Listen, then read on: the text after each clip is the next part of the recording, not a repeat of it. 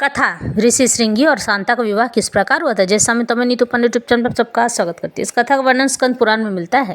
कहते हैं हमारे जीवन में हमेशा परिवर्तन आता ही रहता है और परिवर्तन तो संसार का नियम होता है।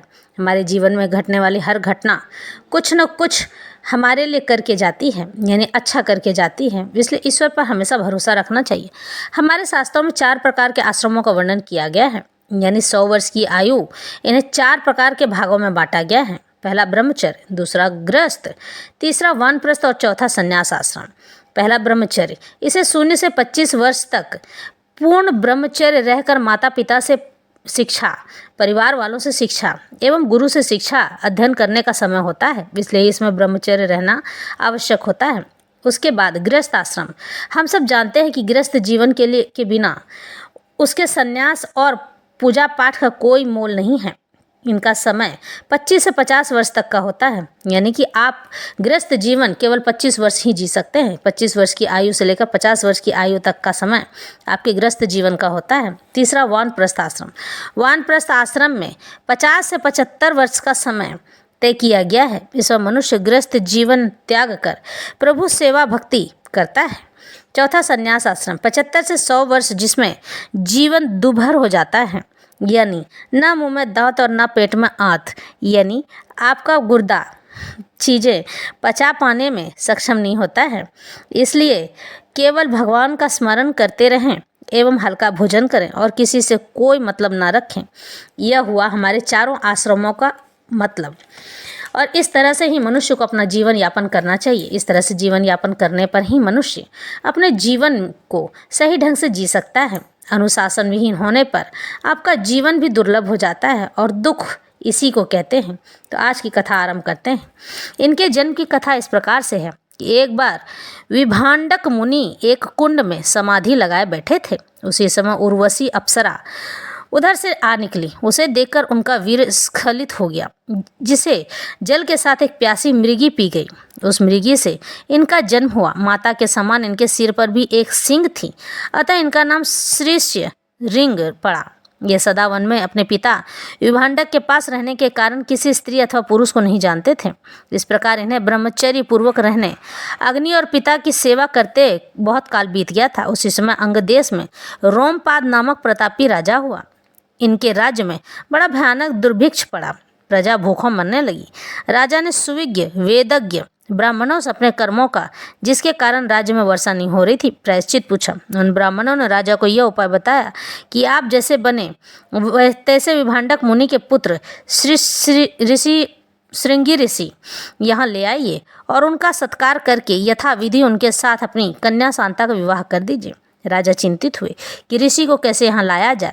बहुत सोच विचार कर उन्होंने अपने पुरोहित और मंत्रियों से कहा कि आप लोग जाकर ऋषि कुमारों को ले आए। परंतु उन लोगों ने निवेदन किया कि हम लोग वहाँ जाने में विभांडक ऋषि के श्राप से डरते हैं, यानी ऋषि श्रृंगी ऋषि के पिता के श्राप से। अतः स्वयं न जाकर किसी अन्य उपाय से उनकी यहाँ ले आएंगे, जिससे हमको दोष भी न लगे। मंत्री और पुरोहितों ने निर्विघ्न कृत कार्य होने का यह उपाय बताया, यानी कि उन्हें युक्ति सुझाई कि इस तरह से हम उन्हें यहाँ ला सकते हैं कि रूपवती वेश्याएं सत्कार पूर्वक भेजी जाएं। वे अपने कौशल से उन्हें ले आएंगी। राजा ने वैसा ही उपाय करने को कहा। वेश्याएं भेजी गई। आश्रम के निकट पहुंचकर वे धीर ऋषि पुत्र के दर्शन का प्रयत्न करने लगी। ऋषि श्रृंगी ने आज तक स्त्री पुरुष नगर या राज्य के अन्य जीवों को कभी नहीं देखा था। देवयोग से वे एक दिन उस जगह पहुँचे जहाँ वेश्याएं टिकी हुई थीं। तब मधुर स्वर से गाती हुई वे सब उनके पास आकर बोलें कि आप कौन हैं और किस लिए इस निर्जन वन में अकेले फिरते हैं। उन्होंने अपना पूरा परिचय दिया और उनको अपने आश्रम पर लिवा ले जाकर अर्घ्यपाद फल मूल से उनका सत्कार किया। वेश्याओं ने भी उनको तरह तरह की मिठाइयाँ यह कहकर खिलाई कि ये हमारे यहाँ के फल हैं, इनको चखिए। फिर ऋषि श्रृंगी ने उन फलों को खाया, यानी मिठाइयों को खाया। उनका आलिंगन कर वे विभांडक के भय से झूठ मूठ व्रत का बहाना बनाकर वहाँ से चली आए। वेश्याओं के चले जाने से श्रृंगी ऋषि उदास हो गए। दूसरे दिन वे फिर वहां पहुंचे जहां पहले दिन मन को मोहने वाली उन वेश्याओं से भेंट हुई थी। उनको देखकर वेश्याएं प्रसन्न हुई और इनसे बोली कि आइए आप हमारे भी आश्रम देखिए, यहाँ की अपेक्षा वहाँ इससे भी उत्तम फल मिलेंगे और अधिक उत्तम सत्कार होगा। चूंकि श्रृंगी ऋषि कुछ भी नहीं जानते थे, इसलिए वो चुपचाप उनके पीछे पीछे चले गए।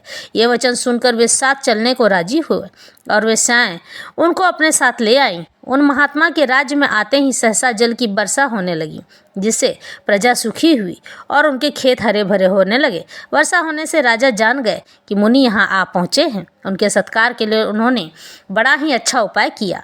उनके चरण पादुका धोने के लिए सभी सामग्री मंगवाई और उनका आदर सत्कार करने के लिए स्वयं आगे आए। राजा ने उनके पास जाकर दंडवत प्रणाम किया, उनका अर्घ्य पादादि द्वारा यथाविधि पूजन किए, यानी कि उनके चरणों को पखारे और उनके पूजन किए और उनसे वर मांगा कि वे एवं उनके पिता छलपूर्वक लाए जाने के कारण राजा पर कोप नहीं करेंगे, यानी कि उन्हें श्राप नहीं देंगे।